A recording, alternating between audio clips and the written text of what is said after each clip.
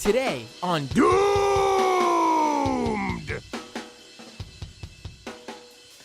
Elon Musk goes all in on his support for Donald Trump, the Republican candidate for president. I point out that he's the Republican candidate for president. Not because I don't think you all know that, but because Elon Musk was so, what's the word I'm looking for? So, sure? No. Well, he promised. I'll go with that. He promised he was not going to get involved with anything involving campaigning for a particular candidate because, first of all, he said he wasn't doing. Let me put myself up on the screen here. He said originally he wasn't going to donate to any particular candidate. That was his own words. And he also said that to carry out a neutral platform, the platform can't get involved in any sort of partisan activity as well. And we can discuss Elon Musk's support for Donald Trump and whether that's his prerogative. I think, he wants to support Donald Trump in his personal capacity. That's fine. But this past weekend, it went beyond that. It went well beyond that. Hello, everyone. Welcome to Doomed with me, your host, Matt Binder. And before we dive in here, let's just let's talk about some stuff. Let's get down to business here. And let me just fix the camera. I don't know why it's going all over the place with this. All right. Let's get down to business here and just discuss some stuff first. First of all, over the past couple days, I got a email, or was it a message? It was someone reached out to me and asked what was going on with the podcast version of this show. And let me just say that I had taken a break from posting the live streams as the podcast version of this show for every show, especially over the past year. Before this year, there wasn't really, if we did a live stream, it went up as an episode of Doomed, the podcast. But some time over the past year, I realized that the streams that I was doing, due to the nature of what was going on in the world, wasn't always quite matching up with what the podcast is about. Sometimes on this show, on the live stream, I just take calls from people and we discuss whatever. That's not really the Doomed. That I want to separate just doing a live stream with you guys and talking about what's going on from Doomed, which is a show that covers things like the far right and things that are making us feel doomed, like like the owner of one of the largest social media platforms having his platform get involved in aiding his pro-Trump activity. So I'm trying to get the podcast back on track, and this episode of the show will be up on the podcast. I did not realize it's been a few months since a podcast version of this show went up, so I will get back on that immediately. I'll upload some interviews that were meant to go up on the podcast but have not yet. So there's content coming for you podcast only listeners. With that said, patreon.com/MattBinder to support this show. You can also support the show at youtube.com/MattBinder. Drop in a super chat. I'll read the super chats in the second half of the show. Also, twitch.tv/MattBinder. If you are an Amazon Prime subscriber, you get a free Twitch Prime subscription every month, so be sure to use it. You get your favorite creator paid, and you don't got to spend a dime more than what you pay for Amazon Prime to begin with. And with all that out of the way, let's dive right in to this episode. So, over the weekend, it's October 9th right now. Over the weekend, Donald Trump returned to Butler, PA, which is where over the summer there was that assassination attempt made against him. And interestingly enough, that was also the day that Elon Musk went all out with his pro Trump support. Like he came out as a Trump supporter. I mean, it was no surprise. But again, he had promised to stay out of any partisan activity or endorsing any candidate. And on the day of that assassination attempt, which I may add was carried out by a Republican, um, Musk decided that was the day that he would openly come out and endorse Donald Trump. And since then, he has set up his own PAC, America PAC, I believe it's called, um, which is trying to reelect, well, I guess reelect because he was formerly the president, trying to elect Donald Trump as president. I mean, that's what Musk is set out to do with his PAC, his super PAC. And over the weekend, Musk appeared with Donald Trump at the rally. And you might have seen this incredible, incredible photo. I mean, it's certainly a photo to behold. I'll put it up on the screen here of Elon Musk jumping for joy on stage, and Donald Trump looking over his shoulder at him, seemingly in disgust of what Musk is doing. I mean, it is, yeah, man. I don't know what to say about that. I don't know why you would jump like that and so openly look like a buffoon. Uh, but hey, that's his prerogative. He's able to do that. He's very rich, and so Elon Musk said a few words about getting out the vote, and he also unveiled the America PAC, his super PACs, one of their campaigns to help get out the vote, and that was to get swing state voters to sign this petition, giving their name and phone number. And interestingly enough, if you got one of those swing state voters to sign that petition and they put down your name as a referral, the America PAC will pay you $47 for each person that you get to sign. Now, I don't know the legalities of that one. That's seems I'm skeptical about being able to pay people like that, but maybe you can. Who knows? I'm not out to say that you can't when I don't know for sure. But certainly, certainly, an interesting way to collect, leads. I guess you would call it in the newsletter industry, getting people's names and email addresses and phone numbers.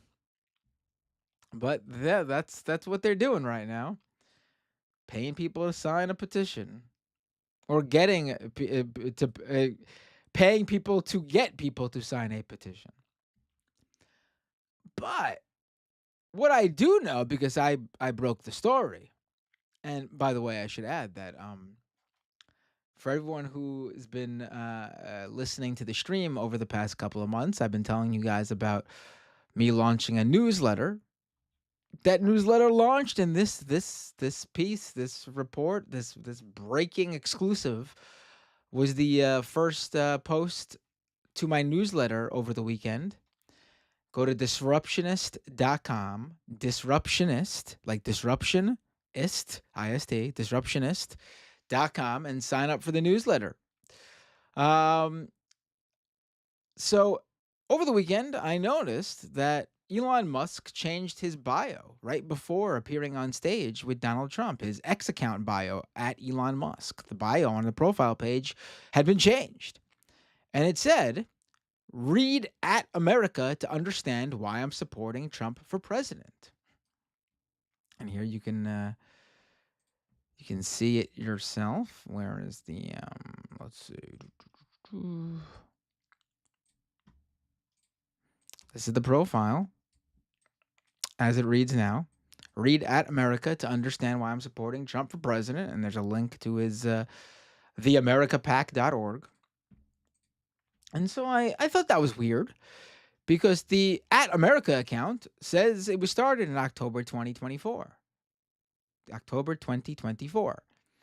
And seems like a rare one word geographic based handle like at America would have been registered long ago. Well, indeed it was. It was registered long ago.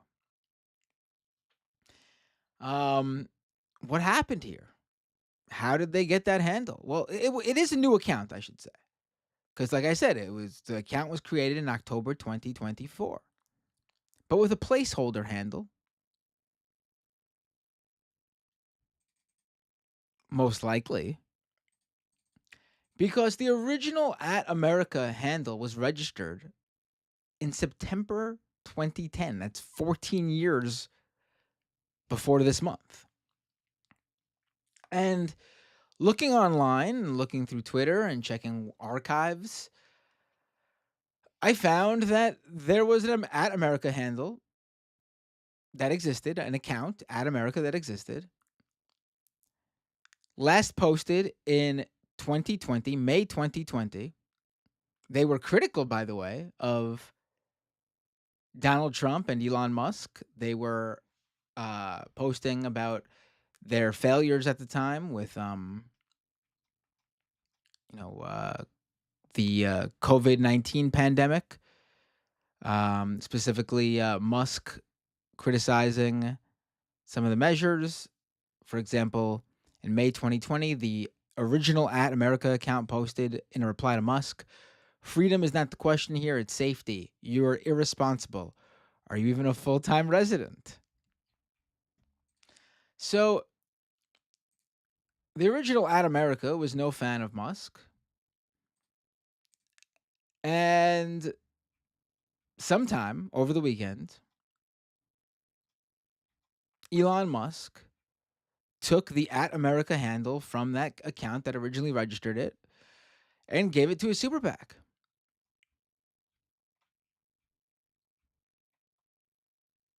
Now, I've seen people mention, and I've seen, ex-employees, aka formerly Twitter employees, say that, Elon Musk has a right as an individual to partake in political activity. And, he said he wouldn't. So, that's on him if he wants to take that back, mislead, lie, whatever you want to call it. But he said he wouldn't. But all right, let's put that aside. I agree that Musk as an individual has a right to partake in political activity as he deems fit. Sure. But what happened here was not Elon Musk the individual partaking in political activity. Because Elon Musk the individual, even as owner of X, doesn't have the right to that handle. However, according to X policy, the company, the platform, does have a right to that handle. They can take any handle they want at any time. But in their policies, they explicitly say that they have a right to take handles from accounts that are deemed inactive. And unfortunately for the original At America owner, they didn't post in like 4 years. So that account was up for grabs. But there's a lot of handles that are up for grabs or should be up for grabs like that. Vacant accounts, holding on to rare usernames that aren't being used. I've seen people ask Twitter for these handles. I've seen people who run companies ask for the original handles that were registered that shared the same name as the company years beforehand, and nothing.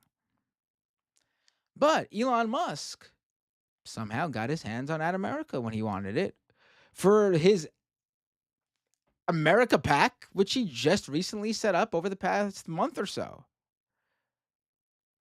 A few months, I should say, but still, not long. And the reason he was able to get it wasn't because he like contacted the user who had the handle. No, they just took it. X just took it from him and gave it to Musk because Musk asked them to. Musk, he wanted the handle. I mean, I don't know the specifics of how it went down like that. I don't know, like if Musk was like, "Hey," but Musk wanted the handle, and so X took it and gave it to him for his pack. I mean, that's not the same as someone partaking in personal, political activity. He used the company, which he deemed was neutral, to acquire a rare username that he's using to support and promote Donald Trump for president. And if you recall, this happened before. Last summer, when they first announced that Twitter would be called X, they took the username at X from the original user who had it, and that person had it since like 2007 or something like that. Um, they just took that handle, but at least for that one, at least for that in that instance, at least in that instance, the argument can be made that that was for the company. That was for X the company, and the company has a right to take action on the platform in the interest of the platform or the company, right? So at X was the name of the was the handle that represented the name of the company. The company was now called X. To have at X in the hands of someone else could have been a security risk. People might think it was the official account. They just took it from the guy. They could have reached out and gave the person something in exchange as like a thank you for all their years on Twitter and for taking the handle. They just took it from the guy. But that to me, it makes sense. But taking at America, that handle, it has nothing to do with the good of the company. It has nothing to do with the safety of the users. It has nothing to do with some sort of feature or user experience on the platform. It was explicitly done to help support Elon Musk's promotion of Donald Trump. And, you know, Musk, the individual, could support him all he wants, but this was the step too far. I mean, this is when the platform no longer became neutral. Officially. I mean, there's been a lot of things, but this is the official, letting anyone say anything to help out, right wingers. That's, a little more subtly done. But this is blatant. It's blatant. So the idea that X is like a neutral platform now is just like false and laughable. It's you know it is what it is.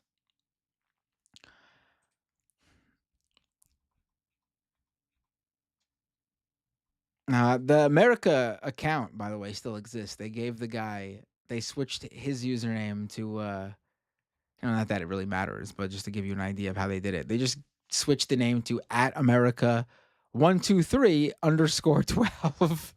Really catchy, really nice username they gave the guy. Um, but Musk wanted the handle and he got it.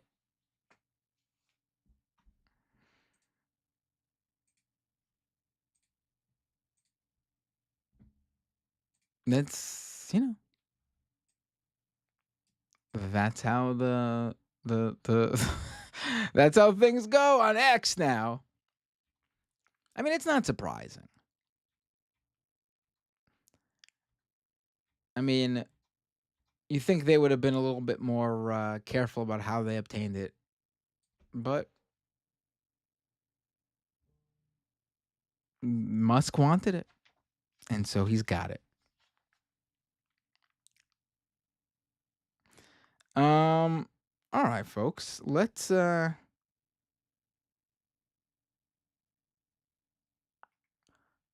to the second half of the show.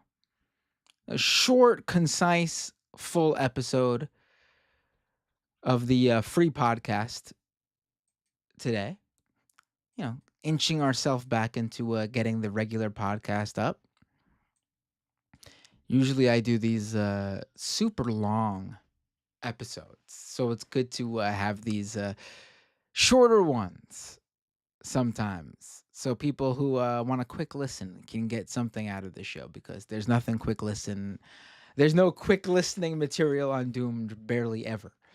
So, folks, doomedcast.com for the podcast version of the show, and you could find it at Apple Podcasts, Spotify, or wherever you listen to podcasts. Like I said, Patreon. The show's not over, by the way. If this is just the free show is over, we're going to the second half of the show. We're going to take phone calls. I'm going to open up Skype. So patreon.com/MattBinder. YouTube.com/MattBinder, Twitch.tv/MattBinder. I said it all up top. But yeah, if you could support in any way, it'd be greatly appreciated. Especially at Patreon, patreon.com/MattBinder. Your support helps this show grow. And also, don't forget to sign up for the newsletter. It is officially launched. You would have got this story a couple days ago, over the weekend. Disruptionist.com. Disruptionist.com. All right, let's go to the second half of the show, right?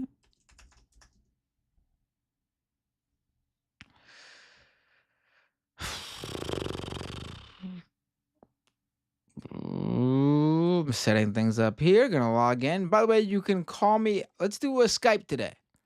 And if Skype works, then maybe I'll take some regular phone calls too.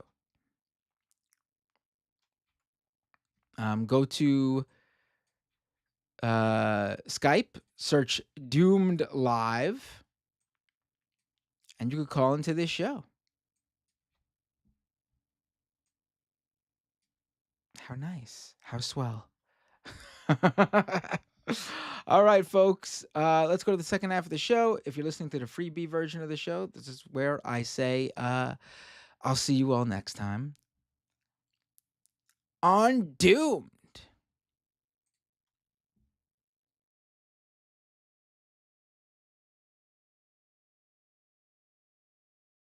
Today on Doomed.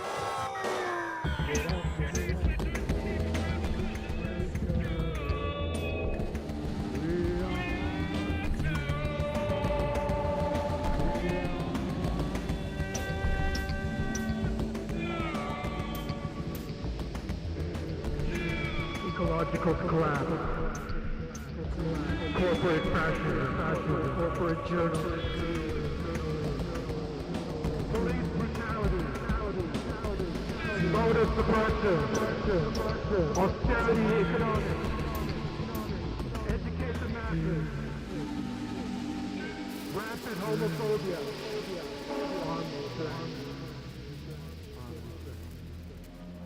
We got our first caller. Hey, what's your name? Where you calling from? What's up, Matt? Hey, You from Jamaica? Dave from Jamaica. How are you doing, my friend? What are we going to talk about today? I don't think you are exactly what you claim you are. I would say you're a conservative. What makes you a liberal? I'm pro-Green New Deal. Are you? Yes, really? Absolutely. I have watched the show. I've seen you completely come out and get really mad at Alexandria Ocasio-Cortez for some of the things in the Green New Deal. Do you mean like free college for black people?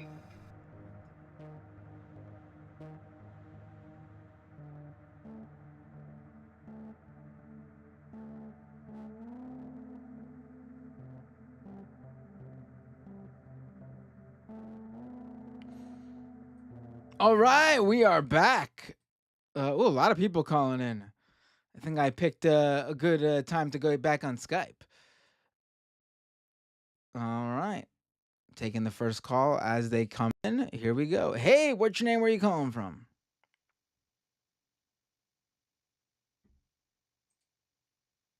Hold on, I don't hear you. 1 second. Let me see. I think it's on my end. Hold on. Hey, what's your name? Where are you calling from? Nope, don't hear you. Let me take a different caller.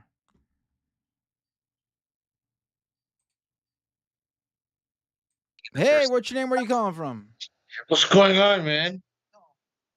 Hey, it's Hansi. Can I put you up on the screen? Go ahead, man. Hey, Hansi, how you doing? I wish I was doing better, but I don't know, man. It's just I don't. I called in because here's the thing. With the election coming up, I know I'm in Canada and all that type of shit, but because it's all trickling down over here, I feel like I'm gonna try to like not pay attention to media or maybe even get off social media. I guess the only reason why I'm keeping up is because I want to know how much further it just, dude.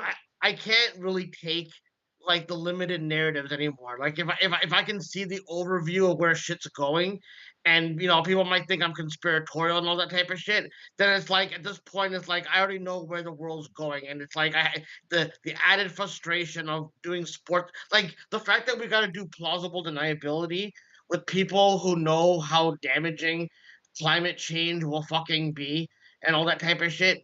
And it's like, oh, they're playing dumb, they're spreading conspiracies, and it's like it's just fodder because they know people are gonna fucking die. And when you're price gouging and shit like that, you know what I mean? When you're price gouging during a time like this, like there's no other fucking conclusion than saying, "Oh, look, they're trying to fucking kill their own fucking civilians." You know what I mean? And I can't. And you're not allowed to. Like, you can only think these fucking idiots are only just dumbed down billionaires and all that type of shit. And I just get tired of that trope. And it just like it's going nowhere in the political circus, and it just feels like we're destined for fucking fascism.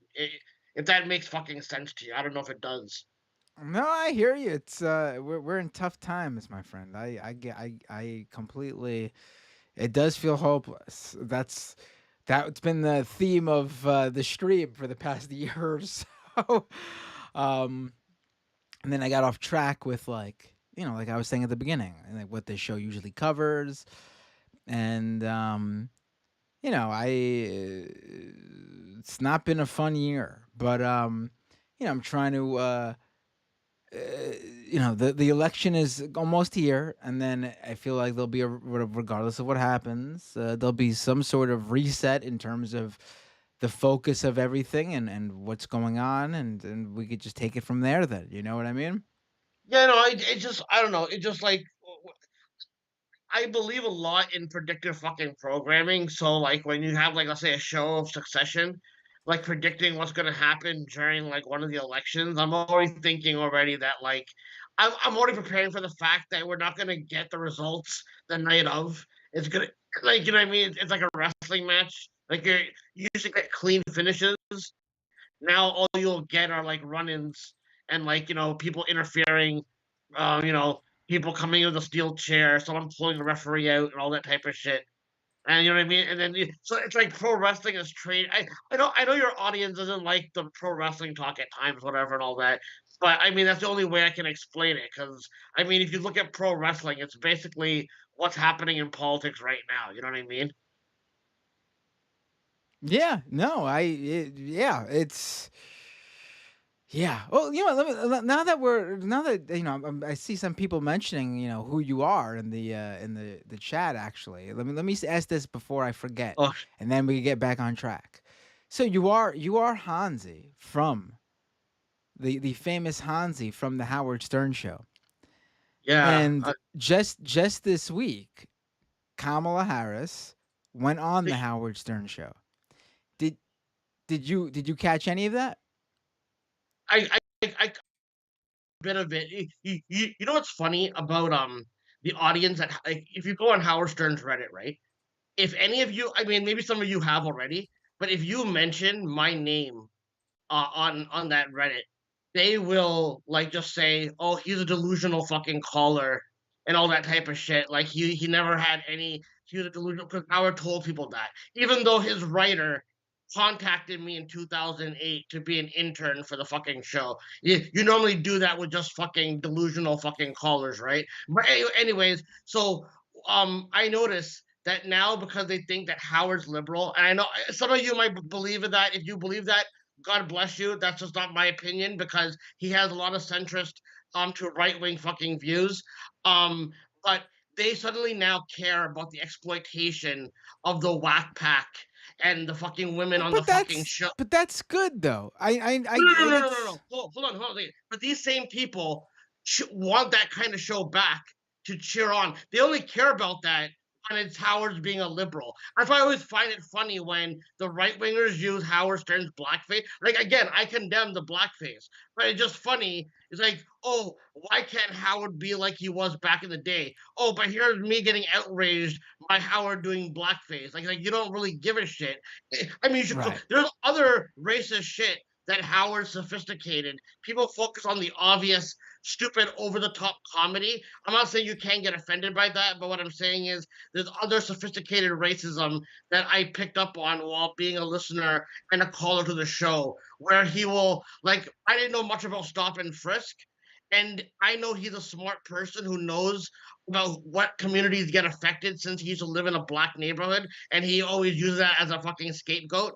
But he would advocate for stop and frisk, but he would position it like, oh, I want everyone to get searched, even white people, but like knowing that it's only black and brown people and shit like that. You know what I mean? He's called Right. for the death of people in the Middle East, which called. I know people don't believe my trauma because it's only in my head right now. There's no Netflix documentary when the entertainment dollar is ready to profit off of my trauma. So when I put my theory out there that I don't believe Howard's a fucking liberal, I believe he's a mastermind behind Trump, in my personal opinion. What they call, people seem to get mad at that because they want to believe that he's endorsing Kamala Harris. And I'm, I'm not of that belief. That this is my personal feeling. You know what I mean? People don't think that guys like Howard or Vince McMahon can have any power behind someone.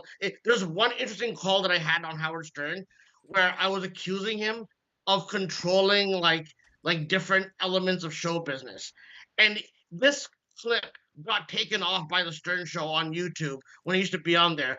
I kept pointing out something about this clip. He said in that clip, "Why would I want to control wrestling? Why would I want to aim for something bigger, like controlling the president?" Right? That's what he said. And then I'm like, and then I held it to him. But again, this is just my theory. But yeah, so on the surface, Howard's a liberal, and you should all cheer him on because he had Kamala Harris on. You know what I mean? If that's But what if you're you think looking. about it, everything you just said, like that's actually right in line with like most mainstream liberals. Like that's they're not progressives. That's who they are. They they don't like the overt racism of Republicans, but they have their own racism that they have yet to face head on. That's I mean, you see that in mainstream liberals all the time. Yeah, Um, see, when I look at the overview of shit, right? I'll send you a clip in your inbox. It's from 20 years ago when Howard announced that he's leaving for satellite radio. It's somebody on the Stern Reddit. I'll send you the Vokaroo clip.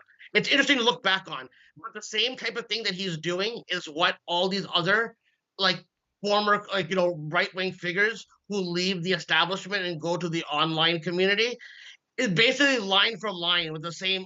I can't deal with the censorship. Clear Channel's really fucking me.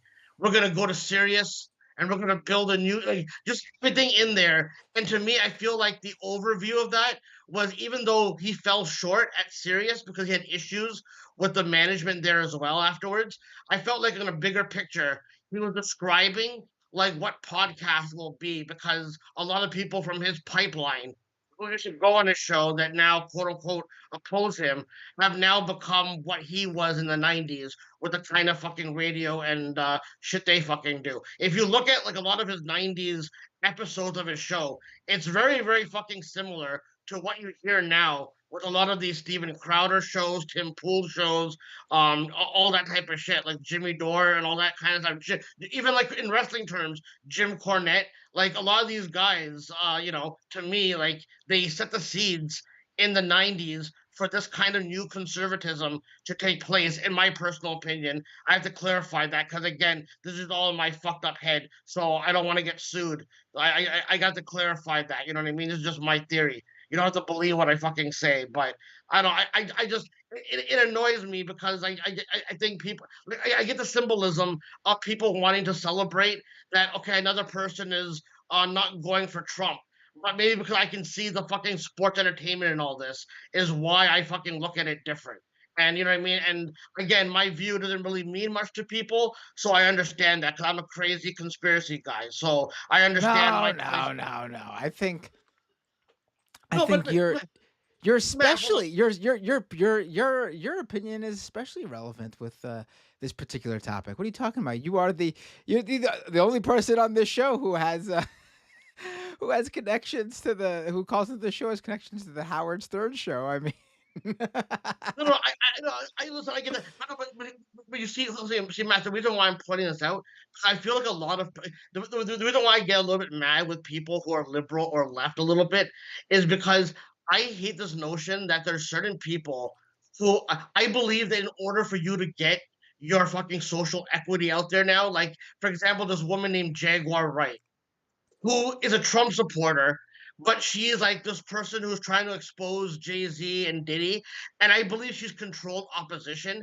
And I feel like her mental issues, she probably did deal with abuse, but it's a shame that people can only get vindicated by being a victim if they cross over to the right wing fucking side.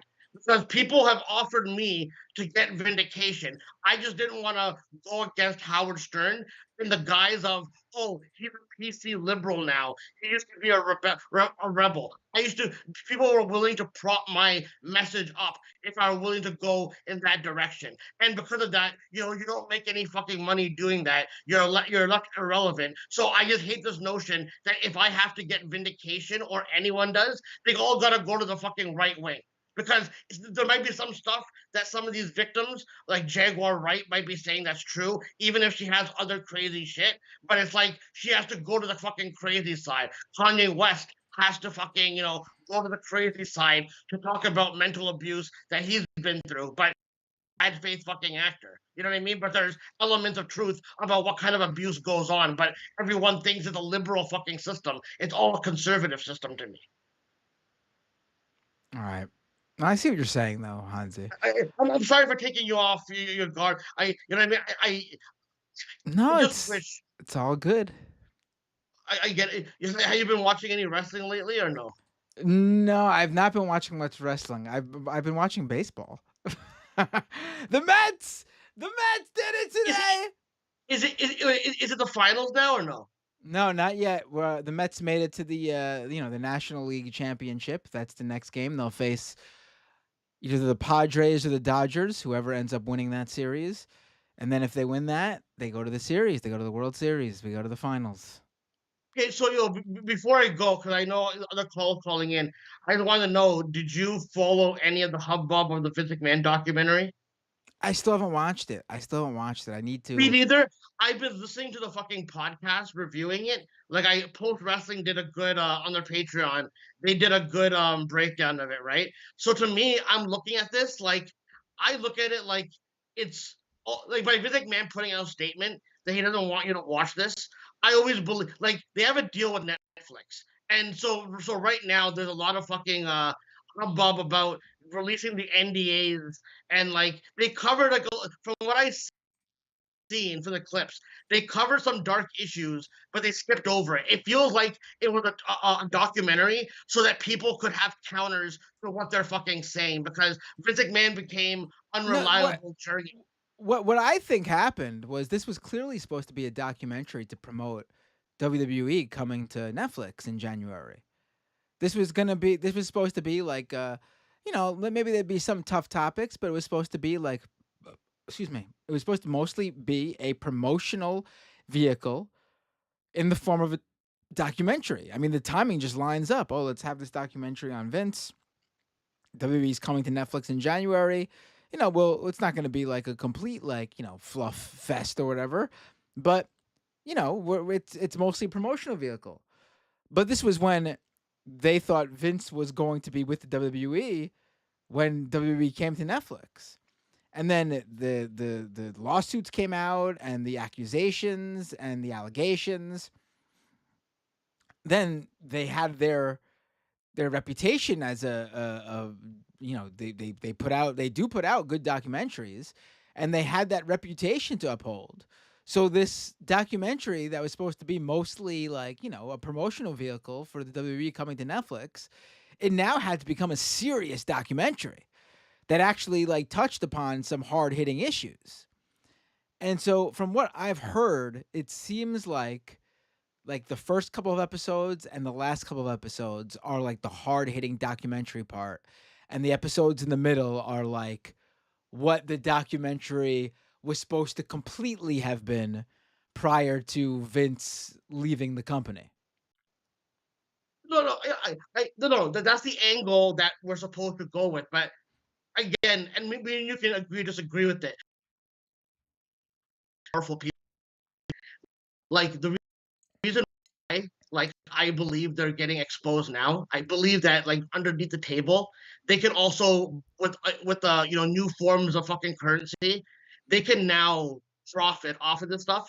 And the reason why they don't, in my personal opinion, they don't mind now being exposed for it because it's gonna be a bigger injury when these guys get away with it. Because like All right, you're breaking up have some now, of these Hansi. billionaires like I all right, what's it called? Can you still hear me? Yeah, I can hear you now. Yeah, go ahead. No, I'll just finish this last thought quickly. I'll just say that a lot of these, in my personal opinion, so this is my, I feel like if like like any big time celebrity who's getting in trouble, it's like they're gonna be saved by their new fundamentalist conservative movement. Which it would, and this is why I believe that Saudi Arabia is gonna buy Endeavor and they're gonna bring Vince McMahon back. That's my prediction, and I'll leave you with that. But again, thanks for taking my call about the Howard Stern stuff. Sorry for derailing you guys per usual, man. No, Peace you out. didn't derail nothing, Hansi. You're always so hard on yourself. All right, All right, have a good night, buddy. peace out. All right, let's go to the next. Hansi's call's already off. Let's go to the next call. I had a whole bunch of people on the line, and now they all fell off while they were waiting for my call with Hansi to end. Um, oh, here we go. Eh, Hey, what's your name? Where are you calling from? Hello, this is Jess from France. Uh, I'm sorry. What's your name again? Jess from France. Jess. From France. Oh Let me yeah, call Jess from again. France. Okay, now I remember. Now I hear your voice better, and you sound Oh, familiar to me sorry. now. How you doing? I can join using a different device if to No, make I the can. audio better. It was. I think Skype was just Okay. delayed or something. I hear you Okay. fine Okay. now. Okay. Yes, I want to talk about France. Obviously. Let's talk about France. What's going on in France? I've not heard about France. Don't even know if it still exists. What's happening So with France? recently, the on news would be the that Macron is calling for a weapons embargo on Israel. He's That might what? be. He's calling for a weapons embargo. Yeah, really? Or yeah, I I'm surprised you haven't heard of it. So yeah, he's calling for a weapons embargo. But I think they supply like 10% or something of the Hey, not sorry, not that's not like nothing. 10%'s sorry. U.S. and Germany provide 90%. I don't know how much France provides, but like it's still a bit. hey, whatever it So is, it's not nothing. yeah, Yeah. So he's calling for a weapons embargo with Palestine. That's on the good news side, and the rest is on the shitty side. Okay. You Uh-oh. remember the last time we had the whole not last time, the whole discussion about the left winning in France? Yeah, oh, I remember the hearing about this. But why don't Yeah, you, as that's someone who all lives gone to there, why don't you break it shit. down? That's all gone to shit now. Okay, Yeah. so I made this prediction on that one already. Was that he was going to try to get some right winger as PM, correct? Right. Yeah. So he was successfully able to do that. So, yep, people protested and all of that shit. But the whole point of the election was to move away from the right wing and show them that they do not rule this fucking country. And what did he do but stab the left in the back and side with the right wing and form the own coalition with the right wing? Fucking Unbelievable. dickhead. Sorry, I curse a lot. Unbelievable. Um, but yeah, oh yeah, yeah, he reached out. Sorry, yeah, he asked for the weapons embargo. I think he just reached out after the French gas station or something. He blew up of French origin, and then I think he yeah, backed out of it. But he still called for it. So yeah, small victories at this point. But yeah, Unbelievable. oh, he's such a dickhead. I am so angry and so pissed and so tired. um, but yeah, that's most of the French news right now. The new But PM hey, is the first part, talking. is, if we had to pick and choose, the first part certainly sounds like the best of the news, and the we'll see if it actually happens. I mean, could just be Uh, talk, right? yeah, I'm hoping like because I think like ICJ is still moving towards the whole conviction and everything, and they have mostly released like the most likely he's doing that, so should be better, and especially with the more attacks all over the neighborhood, I think they might carry more favor. Germany is not moving that way at all, but I'm hoping, even with him backing off, he might enact it anyways. Uh, Hmm. Again, like nothing's gonna change unless US actually backs out. Right. And yeah, this is why I listen to US politics all day, and my brain is cooked. Hey, But I'll take what we got so far though with what you said. Let's see where how it yeah, it's I'm it's more than what we're doing here. yeah, I'm hoping at least if, like we still have some part of the parliament, and like the right wingers don't always get together. So I'm hoping we still get some legislation passed with the left wing. At least some of the agenda of the NFP gets enacted. Right. Um, I don't know how much of it will, especially with this dickhead of a PM. Sorry.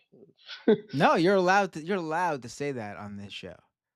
I know, but like I'm trying to curse less, but like I No, you curse don't. here No, and no, then not. I Don't curse try to do while that on this while show. working.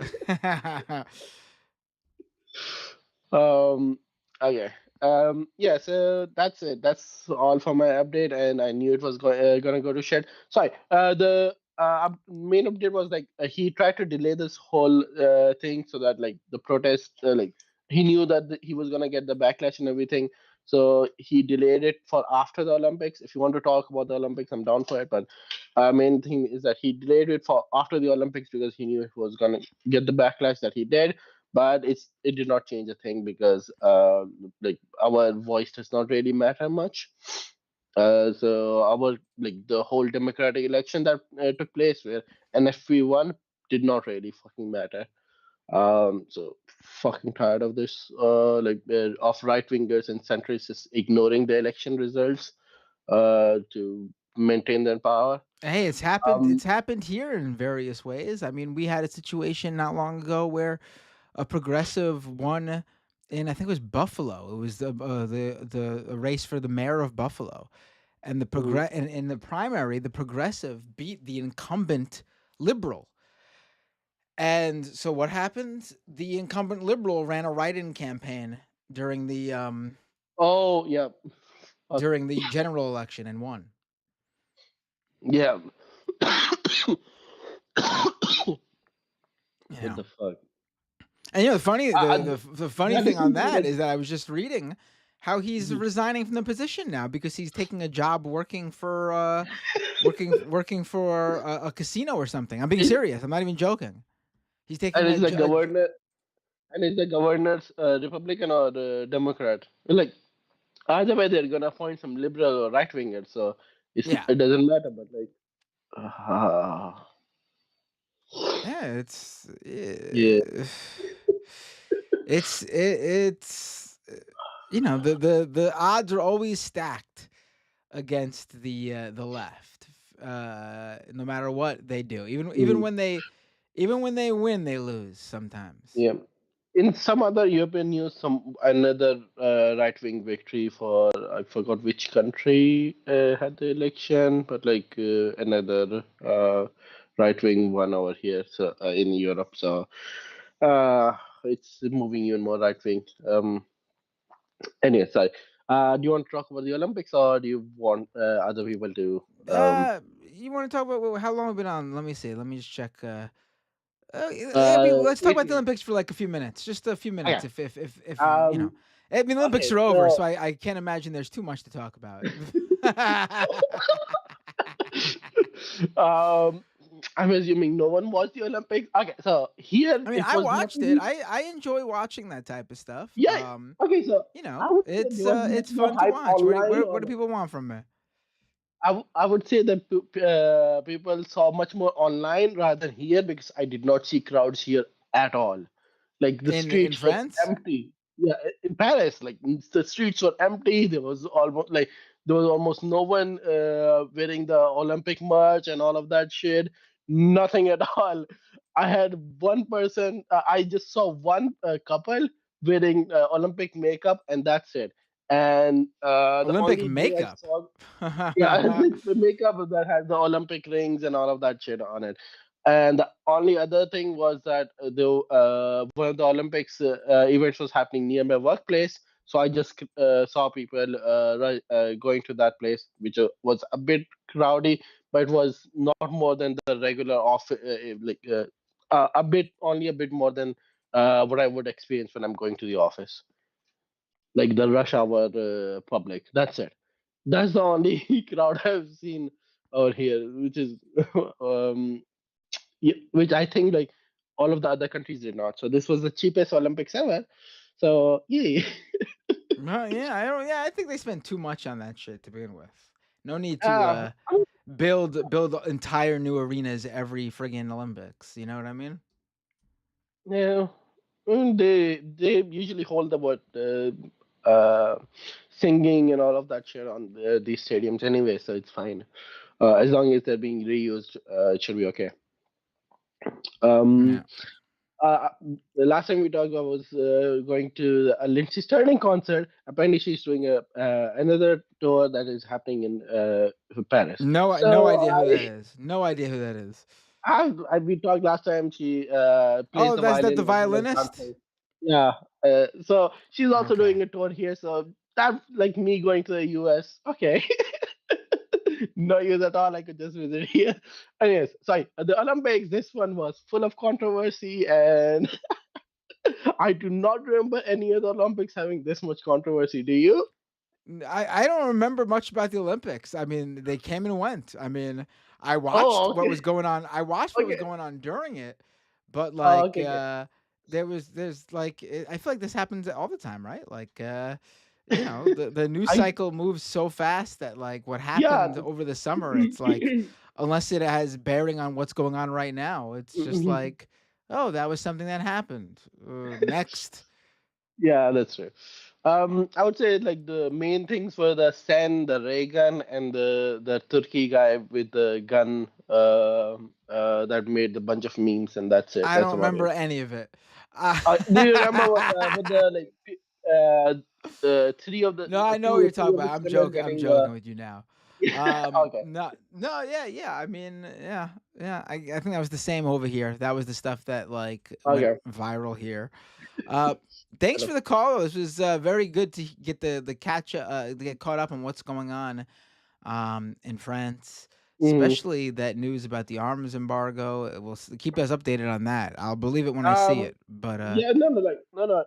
As the like someone in the message said, they backed off after Israel blew some of the gas stations from France in Lebanon. So I think that's what happened. Um, I heard he backed off as well, but then I tried looking it up. I could not find it for some reason. I'll try to find it, but I think he backed off. So I don't think no, it's gonna happen. all right, Yeah. all right. Okay. But thanks for the I'll. call. And Hansi, stop being hard on yourself. You're amazing. Just Yeah, yeah. Hansi's too much sometimes. Hansi's gonna give us all a heart attack Yeah. sometimes. Bye. All right, take care. You too. All right, next call. Hey, what's your name? Where you calling from? Hi, this is Ren calling from Oregon. Can you hear me now? Hey, Ren, I can hear you. Can I Yay. pull you up on the feed? Absolutely, feel free. So what's up, Ren? What would you like to talk about? Do you want to talk national politics or just shoot the shit? What I don't know. What you want? Whatever you want to call it about. Whatever you want to talk about. Did you see the Quinnipiac poll out of Michigan and Wisconsin? That's very specific. But yes, I have actually. I figured you would have because like any poll this late in the race showing Kamala down by like 3 points or 2 points in a major swing state's kind of scary. Yeah.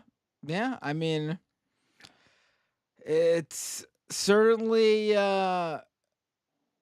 not good for not good for the Harris Walsh campaign. I mean, Pennsylvania they're doing better in Pennsylvania where they're ahead in that Yeah, poll than no, they I'm are like in Wisconsin and Michigan. I mean, Wisconsin, I I don't know what the deal is, but Michigan, I know exactly what their problem. Well, I mean, I know I sort know of what's going exactly on in what the problem Wisconsin is too. too. Yeah, but Yeah. in Michigan, I know exactly what the problem is. It's kind of scary to me that like she can win Georgia and Pennsylvania and still lose if she doesn't get Wisconsin or Michigan. Yeah, she needs one of them. Or, maybe Texas goes blue this time around. We're not getting Blexus. Okay. I saw a great take by somebody with an LBJ avatar, and they said, somebody initially said, if we get to see Blexus, we'll see more coke than we've ever seen before. And then somebody with the LBJ avatar said, the other positive effect of this is that we get to see Greg Abbott steal the 44 electors in front of the entire country. What was that? I'm sorry. Oh, they said like it would be nice to see Republicans cope about it, and then somebody said this would also be nice as long as she could still win the election if it happened.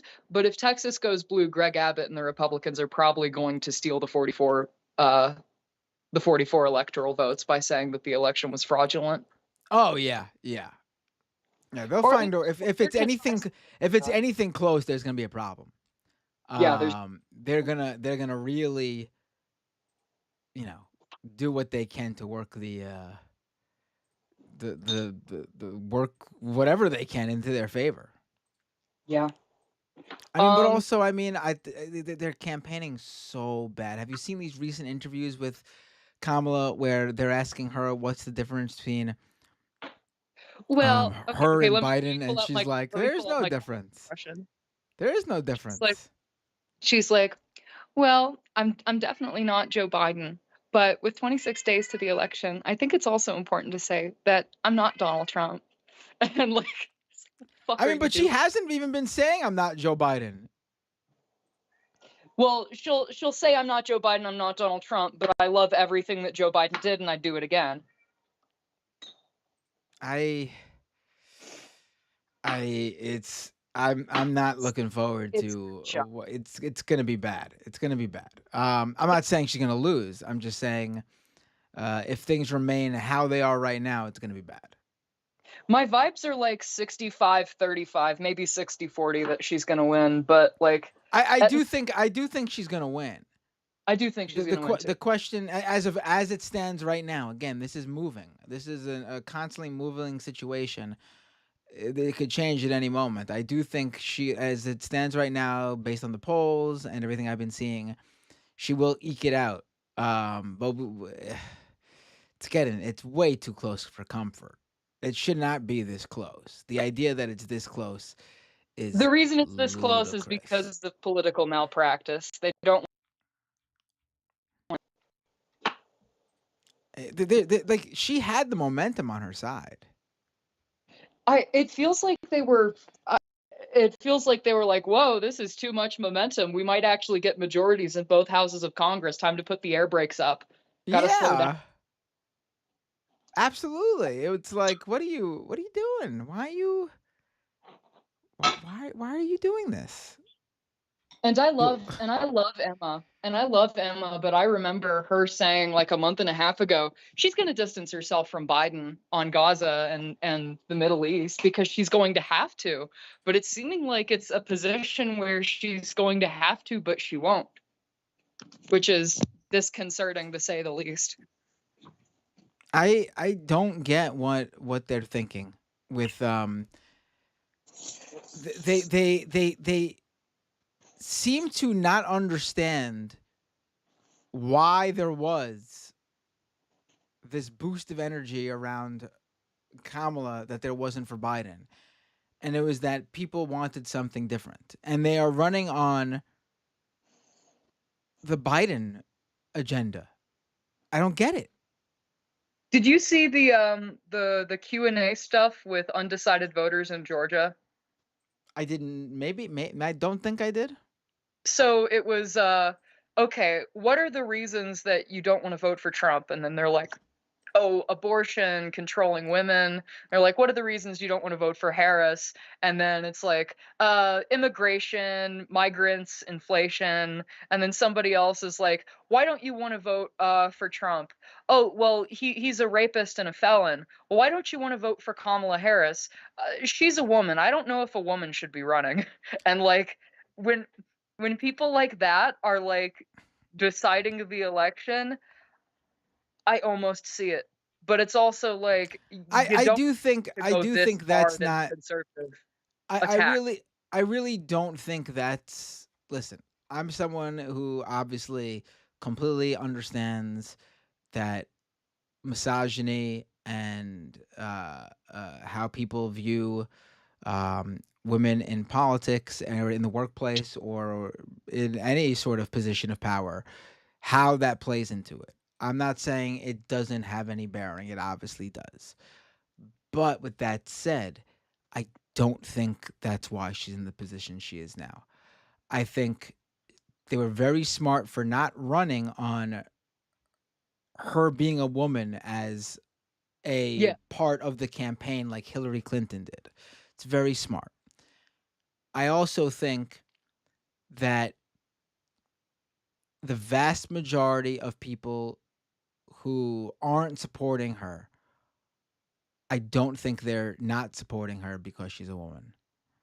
There is obviously people who do feel that way, but I don't think it's playing the same role it did with Hillary Clinton.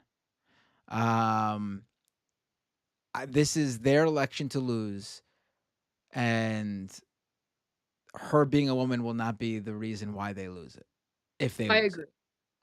I agree. I don't think they need to compensate this hard for like her being a woman. And I think that part of like I think the people who just like don't want to vote for her just because the vibes are bad might say, it's because she's a woman or something. But I think what that is a substitute for is how people were saying, Biden's too old. He really was too old, but like that was kind of a substitute for Biden's too weak and wishy-washy on certain things. And I think that if Harris like acted like somebody who's in a position to be leader of the free world in terms of like asserting American interests and not wanting to get roped into a regional war. Like I think it might actually help her with the undecideds, even like the centrist ones. If they saw her as being I more mean, strong, I think it might help. she doesn't even have to get specific. Like the answer to the Biden stuff is so simple. Listen, I'm obviously part of this administration, but as vice president, I don't agree with everything the president does. I haven't agreed with everything he does. One of the reasons why I picked Tim Walz is because while we have the same goals in mind, we don't agree on everything. And it's good to have someone who isn't a yes man in the room with you. And we have these debates, and these debates are healthy to get to where we want to go. And so, yes, I agree with many of the things the Biden administration did that I was a part of. There were also some things I don't agree with. My administration will do those things a bit differently. Don't really get specific. And if the interviewer asks to give an example, just have one random example at the ready. Like, you should not have been lock in step with Biden and everything. No one, like, that's the whole point of a VP. They have no power, but that's supposed to be the person, like the confidant the president goes to discuss things. And yeah, they should be the devil's advocate, giving the president pushback. And but what if this? Or what if we try this way? Even if they don't follow it, like I don't understand what they're doing. It's just the weirdest thing. So last two things. I'm gonna loop this in. So for my personal life, I have my ALJ like disability hearing in December while Biden is still president. So that's cool. Um, like I finally have a lawyer on my case, which is like really difficult to get sometimes. And like I've been getting more like help and clarity with like medical stuff. Um, I don't know, like navigating the disability system is like very difficult as it is, and you're just kind of going like years without really getting anywhere. But like under a Republican administration, it would be a lot worse, I think. Oh Um, yeah, listen, I'm not listen. yeah, I don't want. Yeah, I don't like. Obviously, I don't want Trump to win. yeah, yeah, Like, we're stuck between a rock and a rock and Armageddon. Uh, yeah. um, I am no fan of what the Biden administration has done. I'm no fan of any of these politicians. If you want to say they all suck, let's say they all suck. But there's two politicians running for president, and one of them sucks a whole lot less than the other. Yes. So if that's how you want to look at it, that's fine. That's how I look at it. And I I do have a think friend. if you want someone that sucks more than you want someone who sucks a lot. My friend lives in Pennsylvania, and she's trans and like socialist and very pro-Palestine, and she's going to vote for Kamala, and she was probably going to vote for Biden. So like if you guys are like in swing states, I know everybody watching probably is already in agreement with that. If you're in a state like in Oregon, a Washington, a California, a New York, vote third party, vote like I wouldn't say Stein, but like vote for West if you want to, if you can't stand voting for Harris. But if you're in a swing state, there are like millions of people, and I know everybody knows this, but there are millions of people that would be a lot better off under a Democratic presidency than a Republican one. Right. Yeah, I mean, vote for who you think you can work with. If you want to Yeah. look at it that way too. Well, You're not working with the Trump administration. You're not getting anything out of a Trump administration. You can get some things out of a Kamala administration. You will. There will be policies you agree with under her administration. and Obviously you won't agree with a lot, but there will be some look at what the Biden administration did with labor. That's what I have to say to that. You wouldn't have got that with the Trump administration. Did the Biden and with the administration? FTC, and with the FTC, did you see AOC's Yes, post Lena about Lena Khan has Khan? been doing great. Yes, especially That was really recently. reassuring to see from her. Yes. Um, you know, and it's not like there's a trade off with the Trump administration. It's not like I agree with the labor stuff, but the other side has said they're gonna stop supporting Israel and help Palestine get more autonomy, and that's not what's going on either.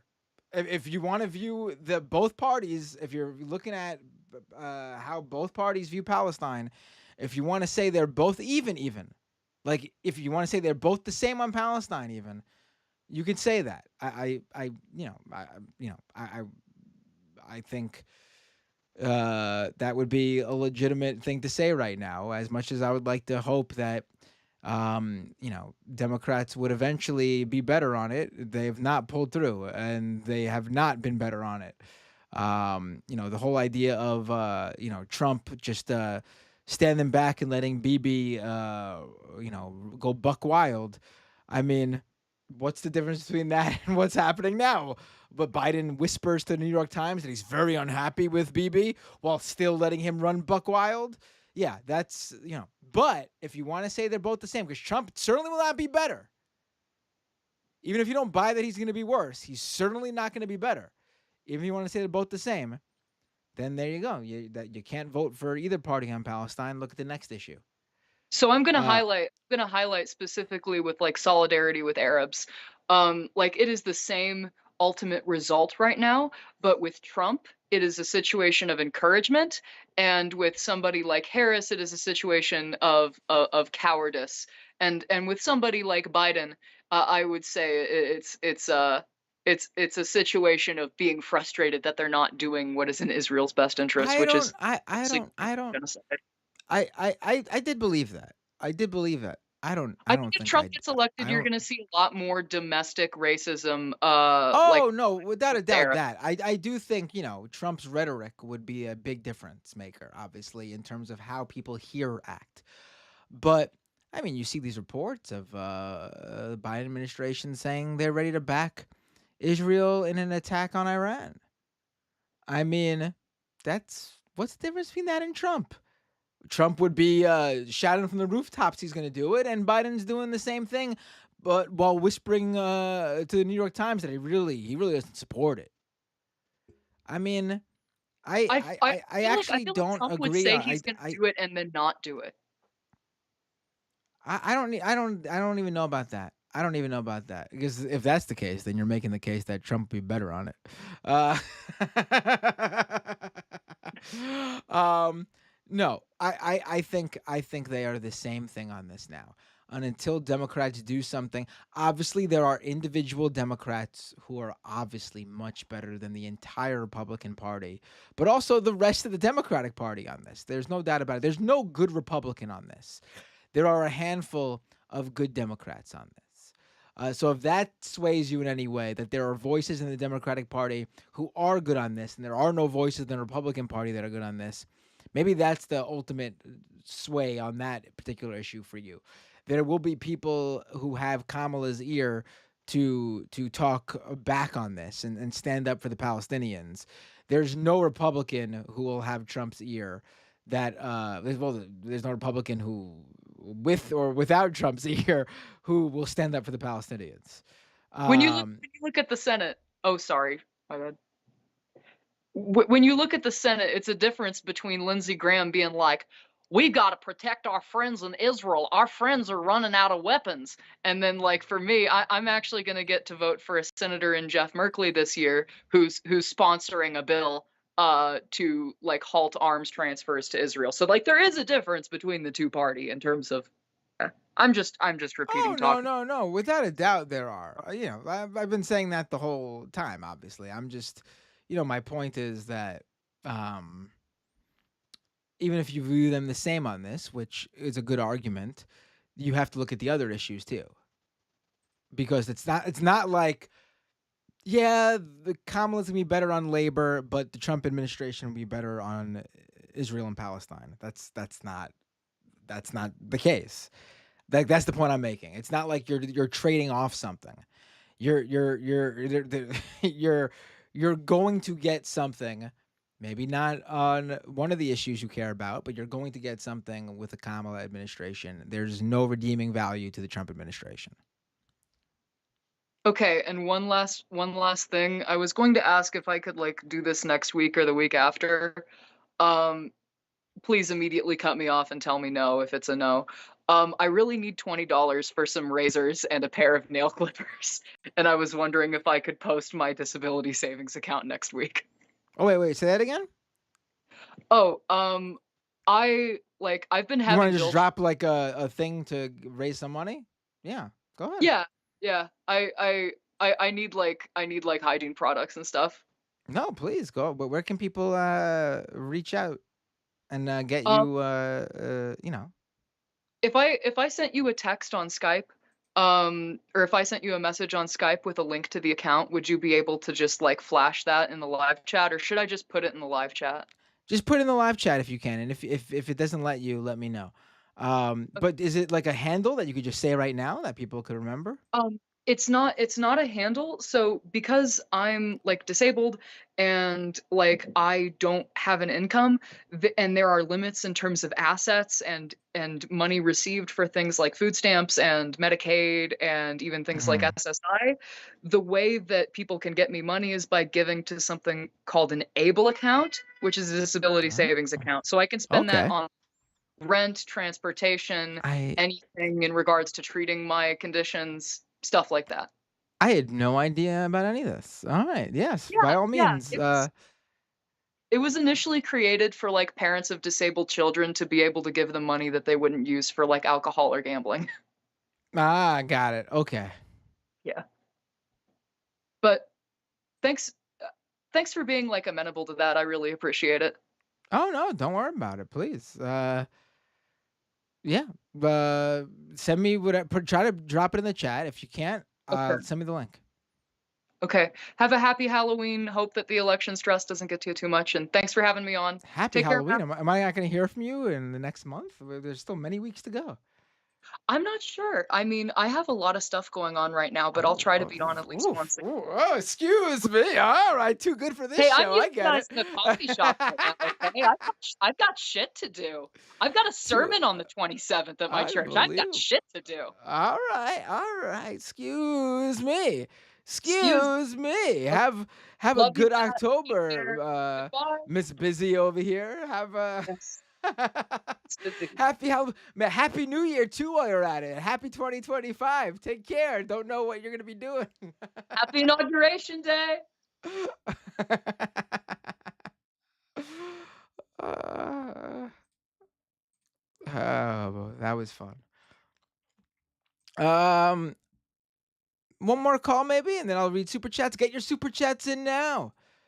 Get them in now if you wanna drop a super chat. YouTube.com/Matt Binder. Same with Twitch. Twitch.tv/Matt Binder. Kind of been slow, honestly, in on the super chat and Twitch subscription front. Very I've been talking about this on Leftist Mafia with the rest of them. Very uncharacteristically slow lately for an election year.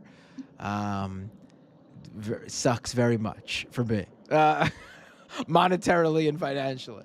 All right, got a call. Let's take it. Hey, what's your name? Where are you calling from? It is a physically drained Harvest Kowalski from Ooh. the cornfield. Are you like it's like fall, right? So you're rushing to get it all done before the winter, is that correct? Well, we're not rushing, but we're just going and going and going. I see the cornfields in my dreams. When I blink, I'm still in it. Nebraska is just a cornfield masquerading as a state.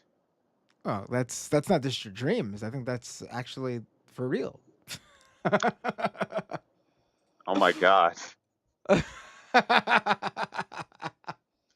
Well, on that cheery note, I wanted to talk to you a little bit about the Civil Conservation Corps. Do you know what that is or was? No. Well, you're all in for a 5-minute little treat. So, back during the Great Depression, which wasn't all that great, there was this issue occurring in the Great Plains called the Dust Bowl. Um, Make a long story short, there were massive storms of dust clouds engulfing the region. Occasionally, they could make it all the way to the Atlantic, but basically, a group was set up by the federal government, or an entire corps. Think of it kind of like the Marines. And these guys were sent out to basically do conservation. They would plant like long rows of trees. They would work on like water projects. They'd go into forests and clear out the messes and make like cabins and whatnot. So think of like instead of joining the armed forces, you would join the conservation corps, and you would be given 3 square meals a day, a small stipend, and you'd go out and do public good. Imagine how useful something like that would be today. But unfortunately, the program, which started in 33, ended in 42 because we needed all those young people to go fight Nazis and the Emperor of Japan. So we never picked it back up ever since. But I think that is exactly what we need right now. Because imagine how nice it would be to just have 250,000 people nationwide whose only like side gig would be to get called up, go fight a natural disaster, have like guaranteed employment when you get back. What are your thoughts? Sounds good to me. I think. So you're a communist. Not that surprising. And here I thought you were a libertarian, but okay. Me, a libertarian. Kowalski, come on. I told you I'm losing my mind out here. But no, like I think something like the Conservation Corps would make a lot of sense. Plus, the whole bringing people, especially young people from all over the nation together to do like projects that actually like benefit their local communities, not a bad idea. I think anything that strengthens the community feeling that I think is lacking in a lot of people's lives. I think in some aspects, like it's lacking in everyone's life. I feel like you know there was much. You hear. I hate to sound like an old man, but I don't even really have this full blown experience. Like as a kid, obviously, it was playing outside with my friends and stuff. But like you do hear about like the generations earlier and how they had friends on the block and there was a community and these were their friends for their entire lives as they grew up. And I don't think a lot of people now, especially young people, have that. I do think they're missing that. I'm not saying they don't have any friends, but like those like the community ties that ensure you have people in your life for the long run. I think that is missing in a lot of people's lives. And I think that's because they're, those community gatherings, events just aren't in this. They happen, but not the same way they used to. Yeah, I would agree with that. I mean, I think that might be something small towns might still have going for them is the whole like, at least everybody still goes to church. I personally think half of them only go there for the community. Which But I think is the most redeeming part about it all. If you're just going to church for the community, I think that's great. I mean, I think that's better than going to church for the rest of the stuff. The community is the actual good important part. yeah, I would agree with you on that one. That's why I don't think mega churches really work as churches because what sense of community could you possibly have with a few 100,000 people? I'm not saying you can't like that's a football crowd, and I'm sorry that just doesn't work. Yeah. But No, I agree. I mean, it's people. I also think another part of it is that people have too much going on in their lives as compared to like previously. like again, generations before us. There wasn't this always on call, always working. People did have more free time. Um, and without that, you don't even if these things are going on, you don't have the time or the resources or capacity to take part in them. Which is another reason why I think like a big like the Civil Conservation Corps. One thing that was really good was also getting people outside working together. You're active. I mean, half your time was downtime, so you would just be like chatting with real people in real life. You do something like that, especially during like natural disasters. Um, my the decision for her and her boyfriend to move to Inglewood, Florida, which is Wait, I'm like sorry, you 40 broke up a miles little south bit. of Who made Tampa this this decision? past spring. My sister and her Oh, your boyfriend, sister went down to is living in Nebraska Florida now? in spring, she and her boyfriend moved to Inglewood, which is like 40 miles south of Tampa, part of the Gulf of Mexico. How are they doing right now with everything going with the storm? They are in Savannah, Georgia. Oh, So, they got out, um, right? yeah, I mean, when all three of your older brothers are basically telling you, get the hell out of there, we do not want to come rescue you, I think she got the message that she needed to go. So, but I Right. mean, like the recovery on that, it's going to take I mean, the stuff in North Carolina is way worse just because, you don't got the infrastructure to work with. But I mean, this is going to be brutal for the people of Florida. And it's like, what reserve capacity of labor do we have lying around to work on that? It's basically nothing. And I don't mean to be, that guy, but I do think there are a lot of paper pushing jobs that could be made obsolete. I I, don't listen. I don't think it's necessarily bad if there are certain jobs that fall out of necessity due to technology. That's always going to happen, but usually that brings new types of jobs in in close to, if not equal, numbers. I don't think that's the same as like people who are worried about like AI, because these AI pushers are saying that it's going to take over everything and there will be no need for an entire, you know, market of people and market of jobs for people, I should say. And then on top of that, like it doesn't even deliver to begin with. It's just about stealing people's jobs and fucking people over and enriching just the owners and not actually doing what, the job that they claim to be able to replace. well, I think one of our biggest issues was we financialized our in the 70s, and the bleed on effect from that was basically creating a lot of middle management.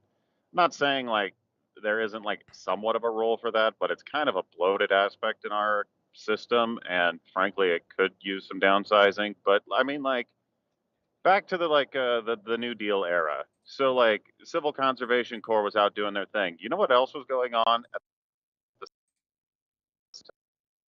They were building the Hoover Dam. They were building whatever that dam was that made Lake Powell, and they were working on the Tennessee Valley Authority. All of this simultaneously while there was still fairly high unemployment. Oh, and to top it all off, there were no computers to make administration easier. You simply had to have more people. So, if you ask me, I feel like we have a lot of people being are doing unneeded tasks. I forget what book got an author was on Majority Report like 2 years ago who talked about like how we have bullshit jobs. And in my mind, that is a really big waste of labor potential because, like that part of North Carolina did not receive as much rainfall, I believe, as like Central Tennessee. But Central Tennessee had the Tennessee Valley Authority. They had proper water management systems. They had proper infrastructure. They had proper personnel in place to handle all of it. But then you go to the places that don't have the infrastructure, and it's like, we literally could have just built this up. So I guess in my mind, it's like, when did we forget how to build things? big grand things. I mean, we basically made the Colorado River into like a man-made like stream to suit our purposes, which built like four of the nation's largest cities. So I mean, it there's a lot to ponder when you see corn constantly. So This is what this is about. yes, it always comes back to the grain. No, I think you bring up some great points here, Kowalski. The time spent out in the field isn't for naught. I mean, it's not for naught to begin with because you are actually producing physical goods. So, but the ideas you come up with are just as valuable. I am Buddha, and the tractor is my temple. I gain wisdom in my isolation and splendor with nature. I don't even know what to say to that, but it Neither sounds do I. It doesn't even sound real to me. Yeah, I mean, I agree with with your ideas here, and they're good ideas, my friend. All right, so we've come to the conclusion we need to build things and stop the financialization of our economy. I I think I think I'm on board with that part. From just listening to even a single episode of Scam Economy. Uh, Now that is true. I mean, if there is any waste of energy or effort, like, I, so actually, hold on, just to do a quick audible. So, is crypto still dying? Is it growing? I haven't checked any of that lately. it's healthy among its hardcore. Those it's healthy amongst the industry right now. Which is where I'd prefer. Obviously, I don't think it should be a thing at all, but I prefer it amongst those who know what it is and know what they're getting into, rather than what it was when I was regularly doing Scam Economy, which was bringing in new money, promising people who had no knowledge of what they were getting themselves into. Basically promising those people riches and all their dreams would come true. Well, who's Um, left to scam? Haven't they the the the already gotten the the states? crypto people, they're not giving up because they might have made a little bit of money once. I mean, if you combine their losses and their winnings, they're in the negative right now, many of them. But they had the taste of what being successful in choosing cryptocurrency tokens feels like, and they're addicted. They love it. We need a better class of rich people in this country. We used to have Vanderbilts who would build legitimate universities and like big community centers and whatnot. I mean, sure, they put their name on it, but they built the thing out of marble. What happened to these people? When will the tax cuts finally get us a Batman or Tony Stark? Well, Elon Musk was feeling like he was Tony Stark or Iron Man or whatever, and then he At best, decided to. he's Lex Luthor on ketamine, allegedly. I mean, he was in one of the Iron Man movies. He made a cameo as like one of like Tony Stark's billionaire buddies or something like that. Um, but yeah, the allure of the far right was just too much for him to turn away from, and he threw it all away. Yeah, he went back to his apartheid roots, Yep, which I yep. think we all should have seen coming. But well, I think I've rambled enough. I'm gonna head home and hope to Christ I don't dream of corn again because God, we still got a month of this left. You're not home. Where are you, Kowalski? I'm commuting home on a highway in my vehicle, and it is dusty because it hasn't rained in weeks.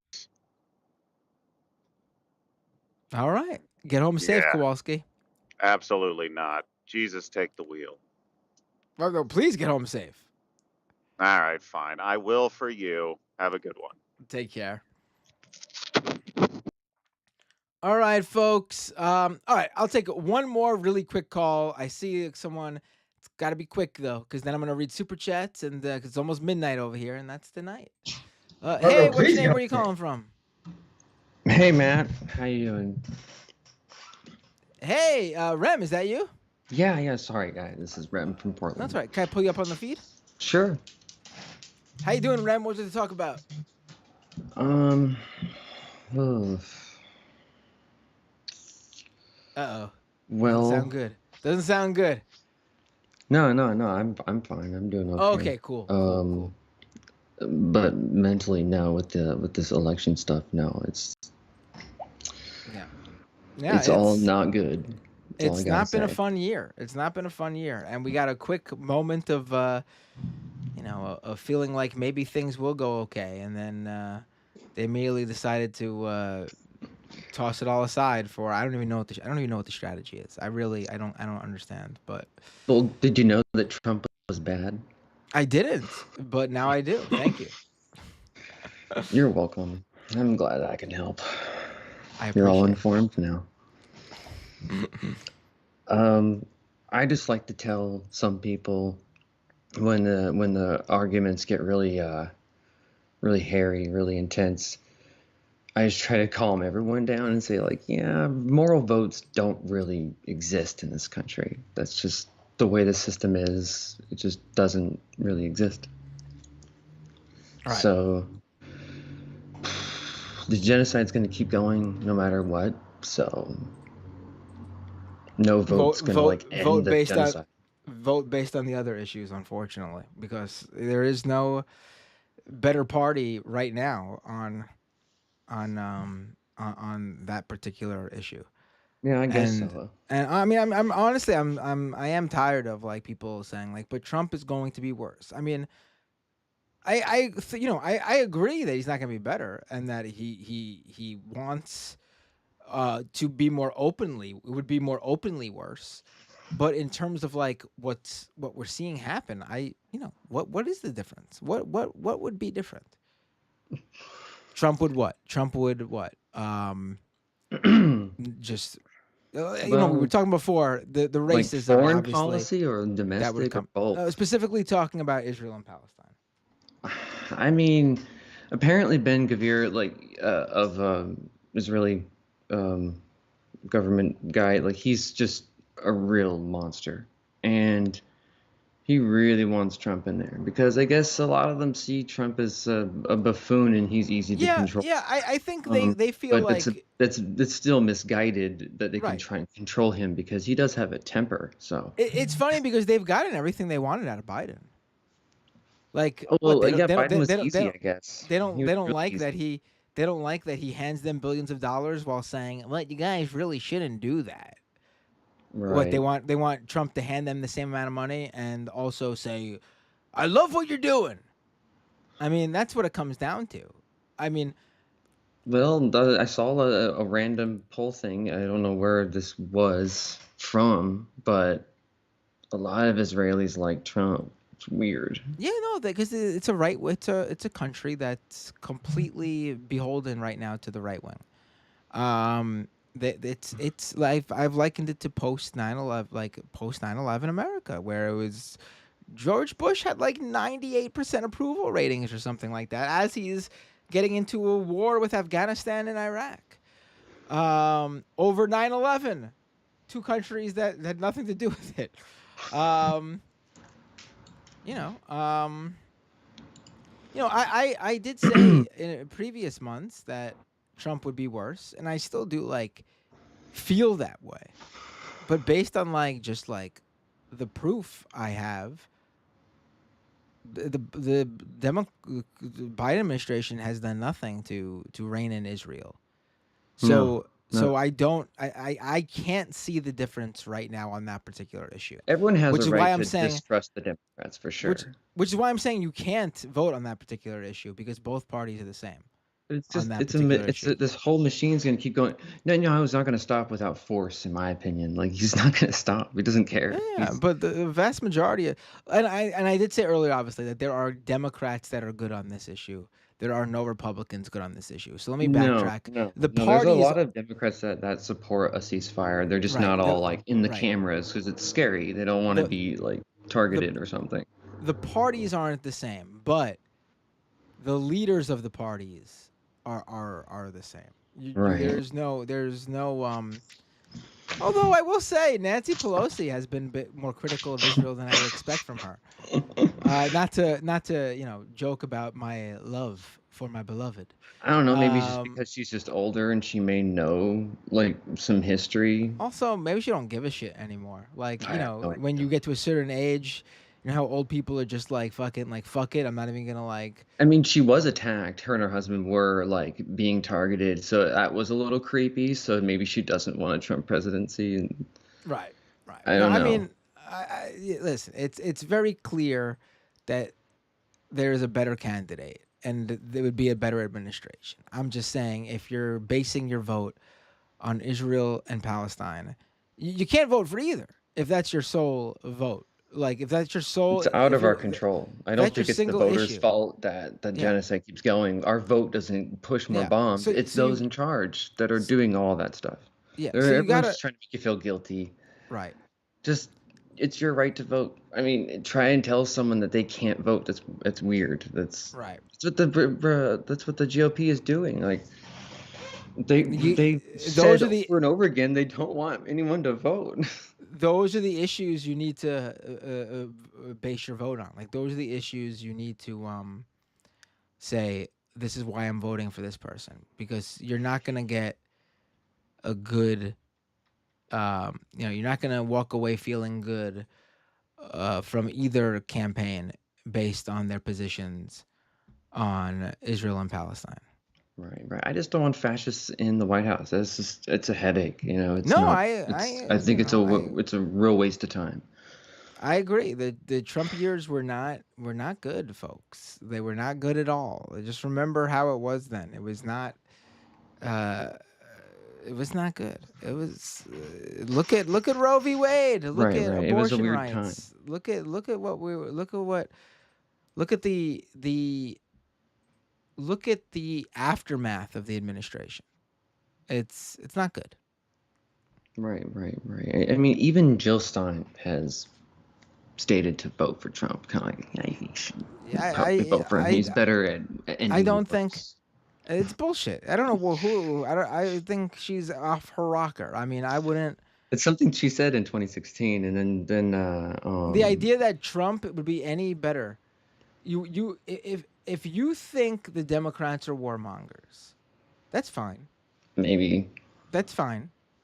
You cannot claim that Trump and the Republicans are any less.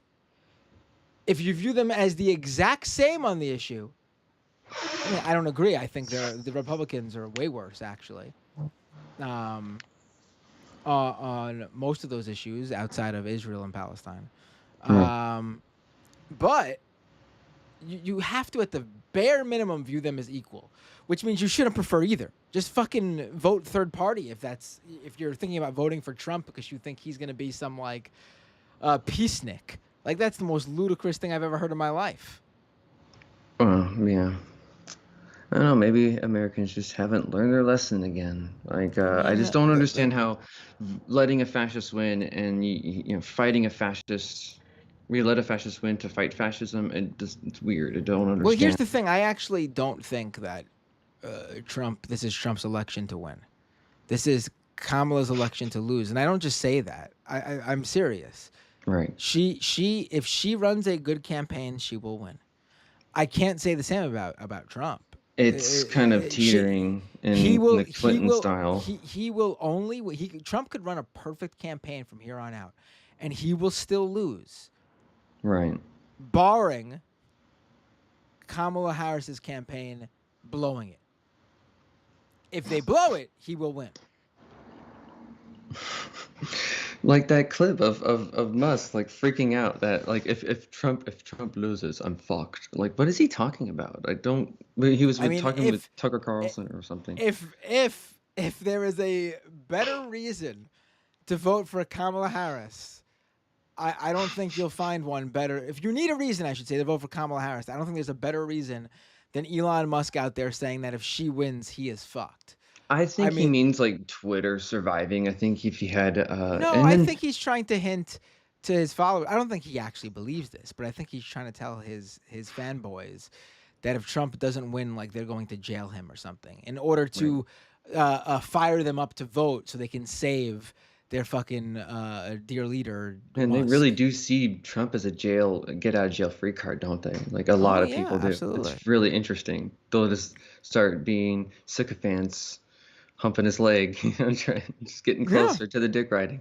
I don't No, know. absolutely. It's insane. It's too much. And then you got Netanyahu talking with Musk, joking about how you want Trump to be in the White House so you can be close to power and then basically be president too. And they're just joking about it. It's a weird thing to joke about.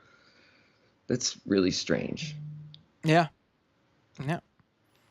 But Ren, thanks for the call. This was great. Great way to end the show because this was a No good worries. conversation. Appreciate it, man. Take care. Have a great night. All right, folks, that's the calls. Let me read to the super chats, and then that's the show.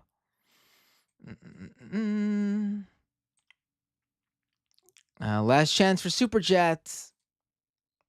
Let's see.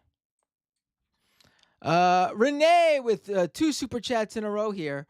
Does this mean that the Doomed tune is coming back? It did. It's back. And Renee says the Aiden Ross Elon Musk Venn diagram. Yeah.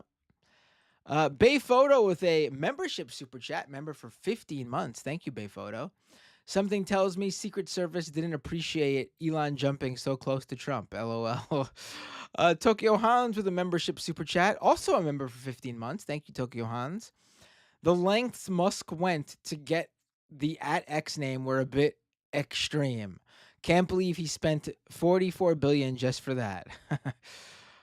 Tokyo Hans with 2 more regular super chats. Walls has always voted along party lines on issues concerning Israel. I feel it is not necessarily because he is pro-Israel, but because he is hyper-focused on domestic issues. He really doesn't think too much outside other than that. Yeah, that's sort of what I guess from him too. He also seems like a guy that doesn't really want to rock the boat. Tokyo Han says, why haven't you mentioned the DMM Bitcoin loss from back in June? 300 million lost. I guess I forgot. Carrie Shaw with a $20 super chat. Thank you, Carrie. Congrats on launching the newsletter. Oh, let me address that really quick. So, yes, the newsletter has finally been relaunched. Disruptionist.com. The goal right now, and it's not going to happen right away, is that everything is going to be sort of branched off from that brand. That's going to be the main brand, disruptionist.com. And the podcast, everything else will live under that. It'll still be doomed because that's the name of the podcast. However, well, I'm not charging for the newsletter, and I will not charge for most of like the breaking news stories, if not all the breaking news stories. But there will be a subscription for the newsletter eventually. However, the newsletter will be separate from the current stuff. Like if you subscribe to Patreon or YouTube or Twitch to do the live stream stuff, that's going to be still going to exist on those channels. And there'll be exclusives for that too. I'm going to finally get rolling out on that. There'll be exclusives for members to get like, we'll do a private streams and multiple streams where people like a group, like a Google Meet type thing, a Zoom thing. Mike Figueredo has sold me on that. He does that for the Humanist Report subscribers. And then the newsletter will continue as a separate thing. But the goal is that for you guys, the people who support me through thick and thin here, the ones who've been around, that the newsletter will probably be like a $6 subscription. And then what, you guys, some of you give 5 or more or less for this. So the goal for you guys is I would never, if you want to just do one, you can continue doing one. If you want to do both, like it'll never cost more than like $10 suggested for both. But that's because the newsletter is uh with what I want to do with it. Like if there's a week where like I've been doing, like we jump on the stream, we have a good conversation. With the newsletter, I can't just do that. It takes a substantial amount of time. I mean, I broke news in the first uh newsletter, in the first article. Um and it took like the weekend to do that. So I'll keep you guys updated. I want to get you guys as much as possible for as little money as possible, while still being able to build this, and still with the dream of one day this will be the full time thing. Um, it is a Substack, yes, and I know people have issue with Substack. I'm gonna be writing an article about why I decided to go with Substack for this. I will say I left Substack 4 years ago. I had another newsletter. And I left Substack 4 years ago when I was unhappy with how that company was running. And a lot of people didn't. A lot of my peers, people, progressives, leftists who have newsletters. And they kept doing their newsletter for those 4 years while I was not, because I couldn't find a solution that I felt was applicable to replacing Substack. And now I'm way behind. Like they have tens of thousands of subscribers, if not hundreds of thousands of subscribers, and they're making thousands, if not tens of thousands of dollars a month, and I'm just starting it now. I feel like Substack is different now. One of the things is that they're now a platform, just a platform. My biggest issue with Substack was that they were making private deals with certain creators to pay them, which doesn't make them a platform anymore. It makes them a publisher, and they can pick and choose who to pay. And they were picking and choosing individuals who I would not have supported, like could not have supported sharing a platform with them. But if they're just a platform, um, you know, YouTube is just a platform, and YouTube pays Steven Crowder and Tim Pool tons of money. Should we all no longer use YouTube because of that? I mean, we really don't have a choice. YouTube is the big boy in the market, right? So Substack, I view it as the same as that now. Um,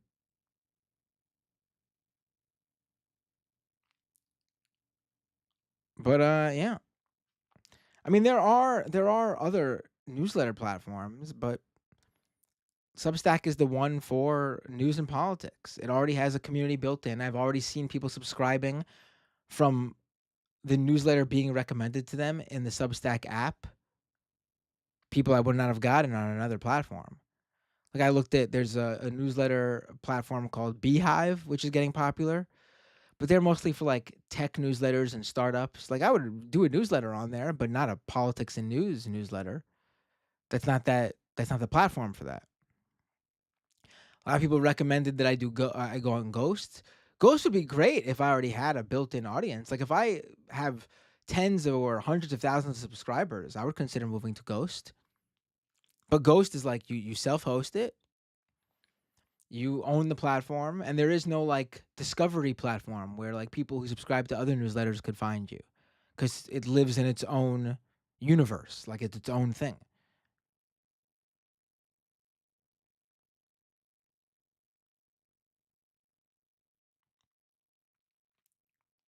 Um,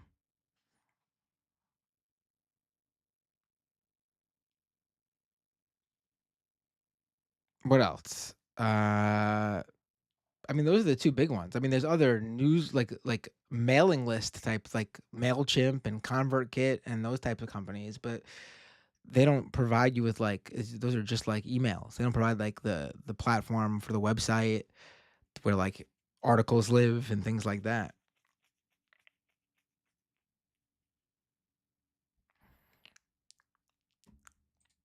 And WordPress. I don't know if you guys are watching what's going on with WordPress right now. WordPress is the same thing with Ghost platform wise. It just lives in its own universe. But WordPress is having the world WordPress community is having a meltdown because the creator of WordPress has decided to go to war with one of the biggest hosting companies that sell WordPress solutions, and it's like tearing the WordPress open source community apart. It's weird because I was agreeing with some of the dude's points at first, Matt Mullenweg's points at first, but I think he's gone totally way too heavy-handed on it to the point where like I don't know what's going on with him. Very weird.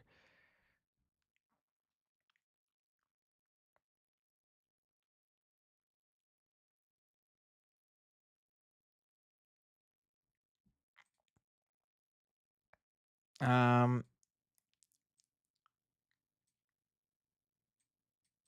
Oh, got some more super chats. Let me read them really quick, and then that's the show. Kowalski with a $10 super chat. This super chat is worth roughly 2.4 bushels of corn, which is roughly 134.4 pounds of corn. Please use this corn money for something corn related. The madness has taken me. And the wasting times with a super chat. How you doing, wasting times? Things can always get worse. Trump has asked about shooting protesters. Now he's criminally immune. This impacts the Gaza issue and all other issues. Yeah, to some extent. I don't think it affects the people who are in Gaza. But yes, it does affect people here who protest for Palestine. And over on Twitch, oh, thank you so much, everyone over on Twitch, helping me. We had because I guess I haven't promoted the Twitch too much lately. We had lost a bunch of subscribers on Twitch just from people forgetting to renew their Prime subscription. Their Twitch Prime subscriptions. Excuse me. Mumble459 resubscribed for 2 months at tier 1. They've been a subscriber for 3 months. Thank you, Mumble. Justin Freakin rated me with a party of 32. Thank you so much. Ponderosa Pine resubscribed for 6 months at tier 1. They've been a subscriber for 33 months. Wow. Dan Wally resubscribed with Prime. They've been a subscriber for 5 months. Thank you. Tokyo Hans resubscribed for 6 months at tier 1. They've been subscribed for 27 months. Please enjoy some more money. Thank you, Tokyo Hans. Oh, and you started a hype train before when you did that. Oh, wow. Wait, what? Then Tokyo Hans gave out 5 community gift subs over on Twitch. And then Valinova gave out 10 community gift subs over on Twitch. And that resulted in a level 5 hype train with a total of 17 gift subs. Thank you so much. Really appreciate it. And that's the show. Getting back on track. Got an episode of Doomed, the podcast version going up. Still delivering for you live stream viewers. And launched the newsletter I've been promising. All in all, a very productive week. And a week where I finally show you guys that I am actually delivering on what I promised to do. Next up, doing YouTube videos that aren't live streams. Like concise, one topic or one news story, edited YouTube videos. That's next. It's coming. I promised it's coming. Oh, got another super chat.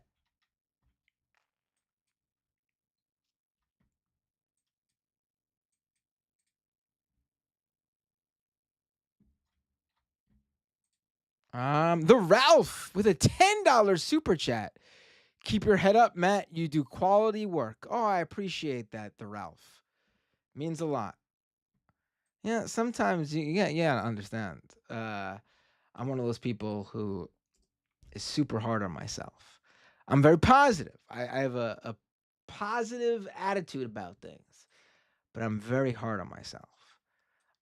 I mean, probably one of the only reasons I haven't done those like YouTube videos yet is because my background is in like film.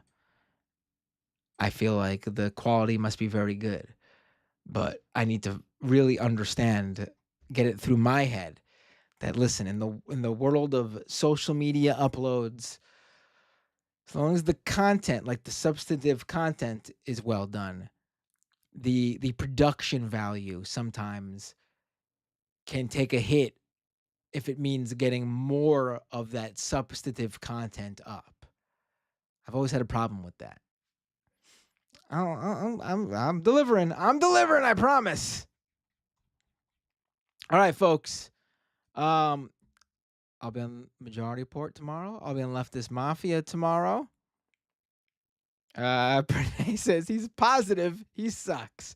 Absolutely. Um, that's a great way to put it. Let's go Mets, baby. That's been giving me a lot of that's been saving me about all the with all the horrible politics stuff. The Mets making it to the National League Championships. Oh my god, and maybe we'll even get to the World Series. Oh my god. Oh my god. The Mets, baby. Oh, I'm not a big baseball fan. Like I like baseball, but I don't really follow it all that much. I watch some games here and there. I watch the interesting stuff, but I will always and forever be a Mets fan. I would say the Mets, aside from the New York City Football Club, um, I would say, which is MLS soccer, I would say the Mets because they're as hometown can get. I passed by the City Field today, coming home from my son's soccer practice, and we were taking pictures outside. We were passing by, you could hear the fans. God, I'd love to be in there, but the tickets are too much money. Um, uh, Maybe I'll take out a small loan for if they get even further.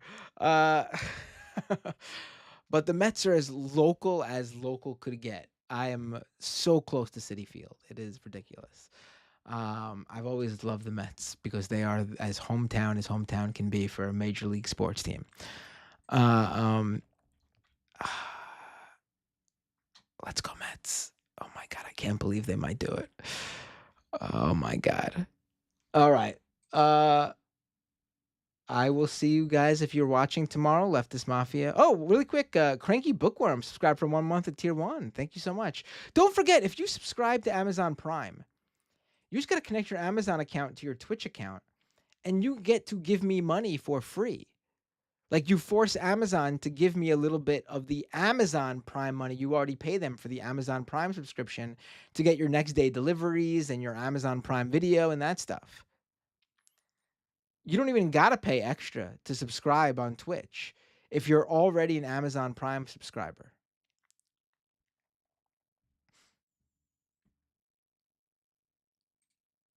If you don't use that, you're letting Amazon keep extra money. Like everyone should be using that. Like if there's 100 Amazon Prime subscribers who watch this show, I should have 100 Twitch subscribers every month just from people who subscribe to Amazon Prime. And it's costing them nothing more to give me 100 Twitch subscriptions because they're already paying for Amazon Prime. I don't think people really get it because it sounds so convoluted.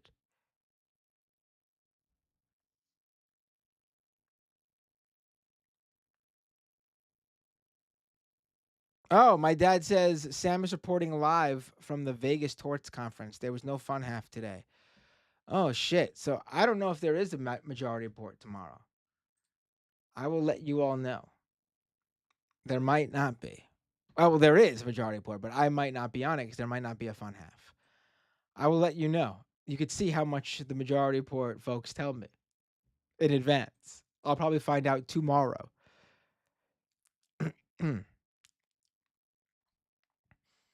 All right, folks. I will see you all next time on Doomed. Wait. Who am I rating on Twitch? Almost forgot to pay it forward. Who am I rating on Twitch?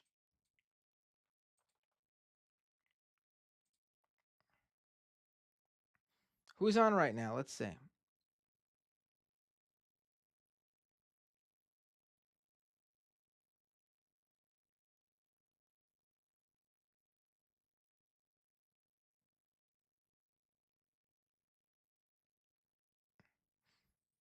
I don't see Riverboat Jack on. Oh, Riverboat Jack is on. Hold on. Let's see who else is on.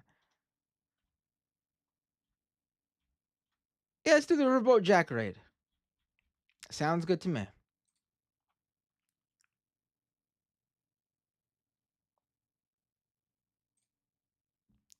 Oh wait, Tony says they said today, the majority report, that they plan on you and Brandon being there per usual. Oh, okay. I guess we will all find out at the same time tomorrow, including me. All right, everyone. See you.